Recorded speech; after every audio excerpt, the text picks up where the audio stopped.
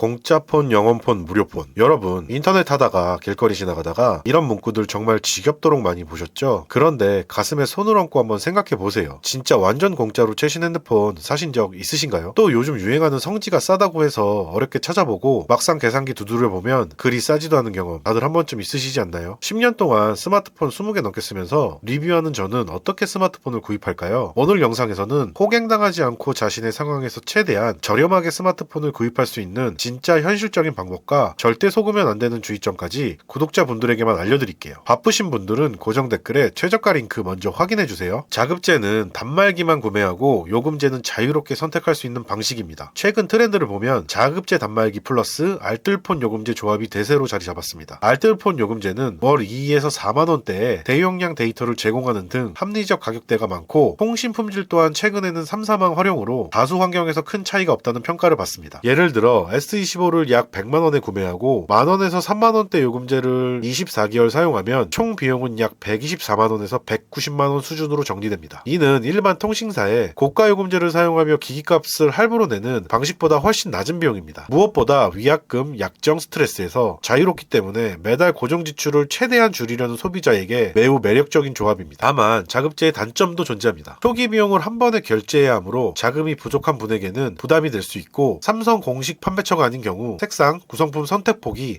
줄어들기도 합니다. 또한 일부 소비자들은 통신사 부가사은품이나 보상 판매 혜택을 포기해야 한다는 점에서 아쉬움을 느낄 수 있습니다. 2025년 현재 성지 구매 방식 역시 크게 변화했습니다. 과거에는 폐쇄적인 커뮤니티 중심으로 암호화된 정보가 떠돌았고 특정 표현이나 은어를 사용하며 정보를 제한적으로 공유했지만 지금은 구조가 훨씬 투명하고 실용적으로 변했습니다. 밴드, 카카오톡, 오픈 채팅방, 뽐뿌 게시판을 중심으로 각 지역의 매장 조건이 수시로 공유되며 가격 변화가 매우 빠른 환경이 만들어졌습니다. 성지 매장은 여전히 존재하며 신도림, 강변, 부산대, 대구 동성로 등 주요 상권은 하루에도 여러 차례 조건이 바뀌는 실시간 시세 시장처럼 운영됩니다. 단 과거와 달리 은어나 폐쇄 커뮤니티 중심이 아니라 누구나 참여할 수 있는 열린 구조로 넘어온 것이 가장 큰 변화입니다. 성지에서 제시하는 조건은 대부분 공시지원금 플러스 매장 추가 지원금 조합으로 구성됩니다. 단통법 폐지 이후 가장 큰 변화는 공시지원금 상한 규제가 사라지면서 할인 경쟁이 극적으로 늘어났다는 점입니다. 단말기 가격을 영원처럼 보이게 만드는 조건이나 오히려 페이백으로 마이너스가 되는 조건도 다시 등장했습니다. 하지만 소비자가 반드시 명심해야 할 점은 겉으로 보이는 실구매가가 싸다고 해서 진짜로 싸게 산 것은 아니라는 사실입니다. 성지는 기계값을 낮추는 대신 고가 요금제 의무 유지, 부가 서비스 필수 가입, 특정 기간 유지 조건, 위약금 구조 등을